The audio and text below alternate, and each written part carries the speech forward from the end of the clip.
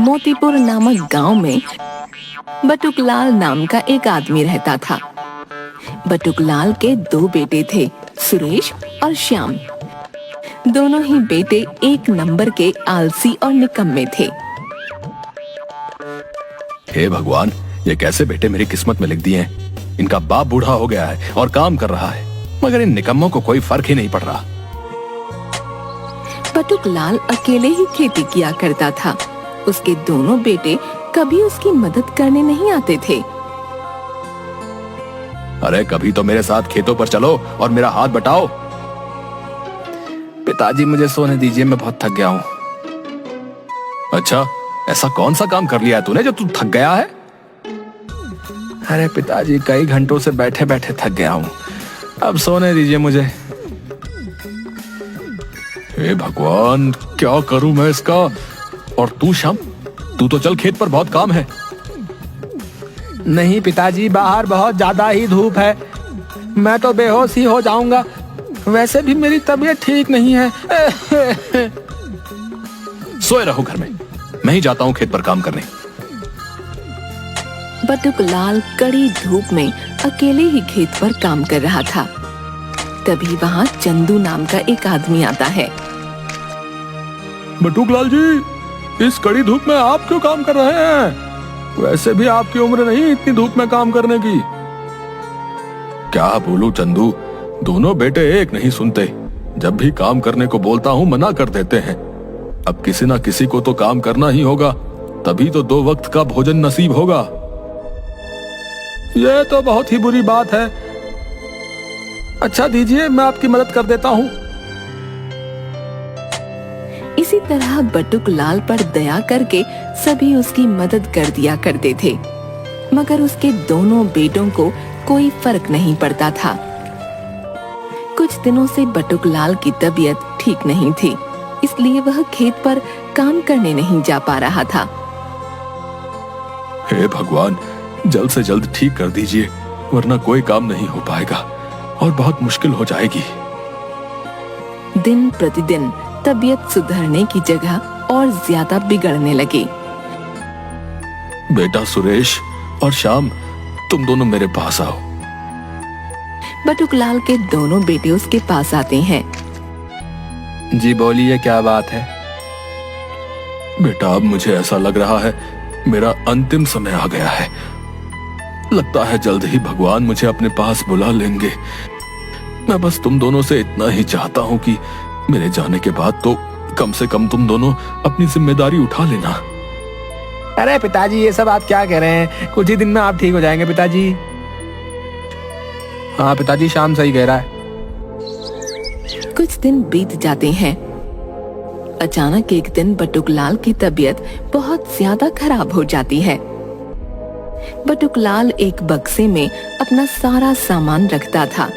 वह उसी बक्से के पास जाता है। तभी सुरेश और श्याम उसे देख लेते हैं। अरे पिताजी, आपकी तबीयत खराब है और इस वक्त भी आप इधर उधर कर रहे हैं, आराम कीजिए ना। हाँ भाई, सही कह रहा है, आप आराम कीजिए और घूमना बंद कीजिए। कुछ घंटों के बाद ही बटुकलाल की मृत्यु हो जाती है। अरे श्याम, सच में पिताजी की मृत्यु हो गई, अब हम क्या करेंगे? अरे यार, ये तो मुझे भी नहीं समझ में आ रहा है। चलो पहले पिताजी का अंतिम संस्कार कर देते हैं। बटुकलाल के अंतिम संस्कार के बाद सुरेश और श्याम पहले की ही तरह घर में सोए रहते थे। जो भी बचे हुए पैसे थे सभी खत्म हो जाते हैं। अरे श्याम, अब तो पैसे बचे नहीं, आगे हमारा काम कैसे चलेगा? पता नहीं, हम कोई ना कोई उपाय तो खोज ही लेंगे, लेकिन खेत पर काम करने नहीं जाएंगे। हाँ भाई, सही कहता, हम काम तो नहीं कर सकते। बचपन से अब तक हमने काम नहीं किया, अब क्या काम करेंगे? गांव में कल्लू बाबा आते हैं। वह गांव के सभी लोगों की समस्या सुन रहे थे और उसका हाल बता रहे थे। कल्लू बाबा के पास चलेगा क्या? सुना है वो सबकी समस्याओं का हल बता रहे हैं। अभी तो सो रहा हूँ, शाम को चलते हैं और अपनी समस्या बताते हैं। अच्छा ठीक है, फिर मैं भी सो लेता हूँ, शाम में ही चलेंगे। शाम के वक्त श्याम और सुरेश बाबा के पास आते हैं। प्रणाम बाबा जी, कृपया हमारी समस्या का हल बताइए। हाँ हाँ जरूर, क्यों नहीं, बताओ बच्चे, क्या समस्या है तुम्हारी? हाल ही में हमारे पिताजी की मृत्यु हो गई है। जब पिताजी थे तब पिताजी काम करते थे।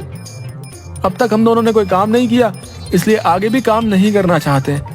आप कोई ऐसा उपाय बता दीजिए जिससे हम बिना काम किए पैसे कमा सकें और घर बैठे पहले की तरह खा सकें। ये तो बहुत बड़ी समस्या है। अच्छा, सोचता हूँ मैं क्या कर सकता हूँ। एक काम करो, तुम दोनों कल मेरे पास आओ, मैं कुछ सोच कर रखता हूँ। जी ठीक है, जैसा आप कहें। दोनों वापस घर आ जाते हैं। बाबा जी जरूर हमारी समस्या का हल निकाल लेंगे। हाँ, मुझे भी यही लगता है। अगले दिन सुरेश और श्याम वापस कल्लू बाबा के पास आते हैं। बाबा जी, आपने हमारी समस्या का हल निकाला? हाँ, मैंने कुछ सोचा है। तुम दोनों ये बताओ, तुम्हारे पास खेत तो है ना? जी बाबा जी।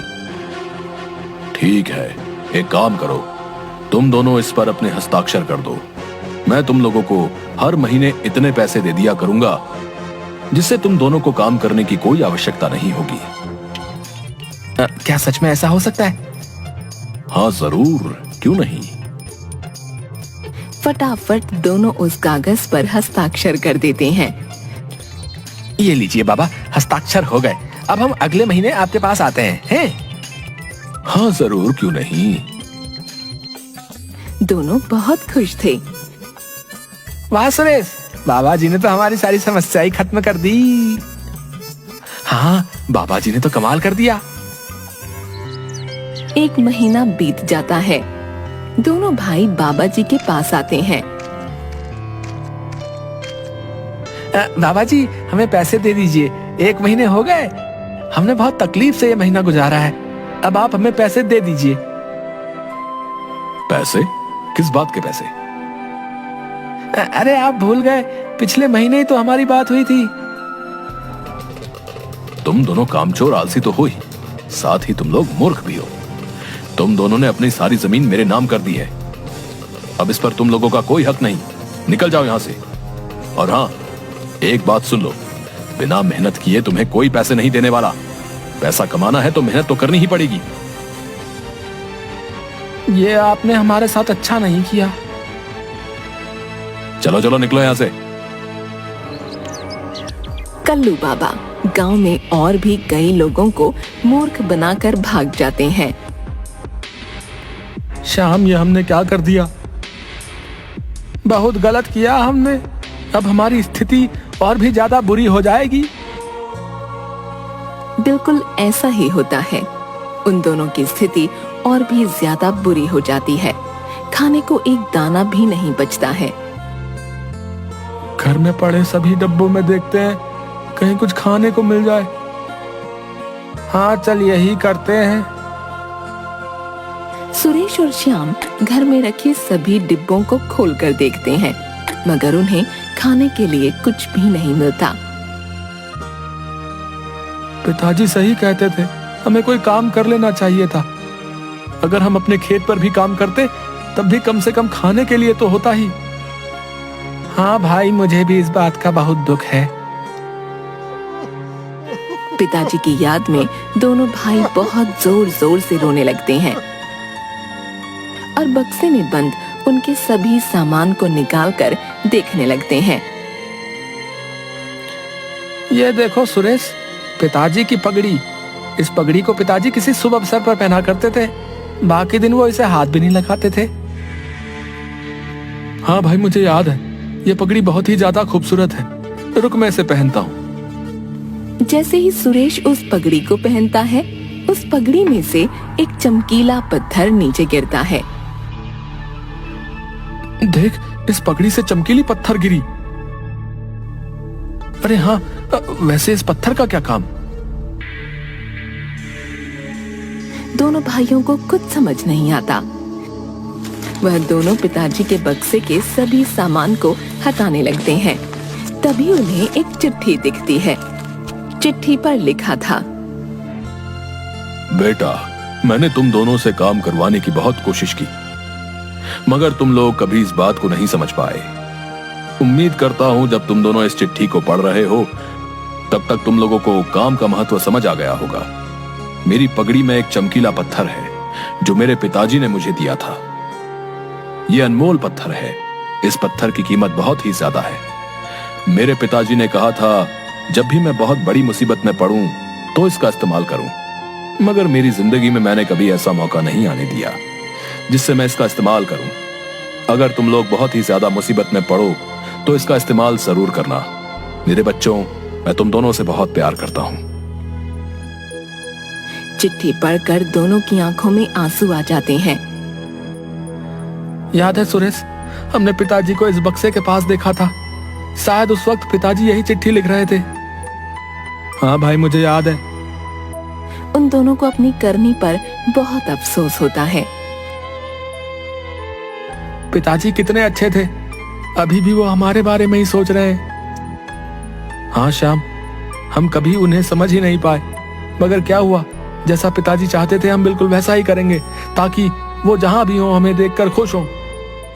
दोनों भाई उस अनमोल पत्थर को सुनार के पास लेकर जाते हैं। उन्हें पता चलता है कि उस पत्थर की कीमत करोड़ों में है।